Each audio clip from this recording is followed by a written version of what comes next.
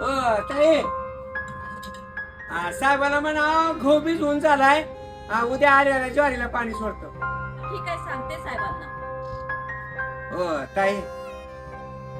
अव तुमच्या भैयाच्या आणि दिदीची जुनी फाटलेली स्वेटर असतील तर द्या की आमच्या लेकरा समजा. हा ठीक आहे, उद्या काढून ठेवते, या. हा ताई, ज्वारी सगळी भिजवून झाल्या बरं का. आता काय राहिलेलं नाही भिजवायचं. येऊ का ताई? ताई तुम्ही ते भैया दिदीचं स्वेटर काढून ठेवतो म्हणलं होतं काल. हा थांबा, आले घेऊन.